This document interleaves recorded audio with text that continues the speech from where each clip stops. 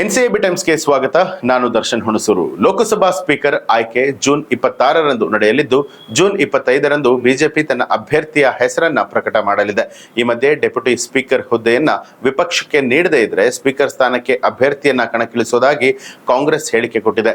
ಹಾಗೇನಾದ್ರೂ ಆದ್ರೆ ಲೋಕಸಭೆಯ ಇತಿಹಾಸದಲ್ಲೇ ಮೊದಲ ಬಾರಿಗೆ ಸ್ಪೀಕರ್ ಆಯ್ಕೆ ಚುನಾವಣೆಯ ಮೂಲಕ ನಡೆಯಲಿದೆ. ಆದ್ರೆ ಮೂಲಗಳ ಪ್ರಕಾರವಾಗಿ ಬಿಜೆಪಿಯು ಡೆಪ್ಯೂಟಿ ಸ್ಪೀಕರ್ ಸ್ಥಾನವನ್ನ ಎನ್ಡಿಎ ಮಿತ್ರ ಪಕ್ಷಗಳಿಗೆ ಬಿಟ್ಟುಕೊಡುವಂತಹ ಸಾಧ್ಯತೆ ಇದೆ. ಸ್ಪೀಕರ್ ಹುದ್ದೆಗೆ ನಾಮಪತ್ರ ಸಲ್ಲಿಸುವಂತಹ ಪ್ರಕ್ರಿಯೆ ಮಂಗಳವಾರ ಮಧ್ಯಾಹ್ನ 12 ಗಂಟೆಗೆ ಮುಕ್ತಾಯ ಆಗಿದೆ.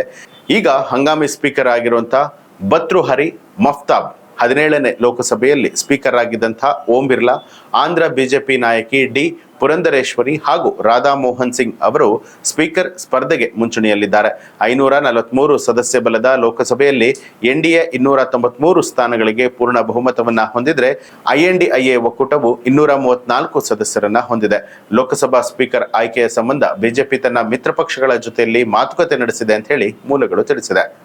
ಇದು ಈ ಹೊತ್ತಿನ ಪ್ರಮುಖ ಸುದ್ದಿ. ಮತ್ತಷ್ಟು ವಿಶೇಷ ಸುದ್ದಿಗಳಿಗಾಗಿ ನೋಡ್ತಾ ಇರಿ ಎನ್ಸಿಎಬಿ ಟೈಮ್ಸ್, ಅಪರಾಧ ಮುಕ್ತ ರಾಷ್ಟ್ರಕ್ಕಾಗಿ.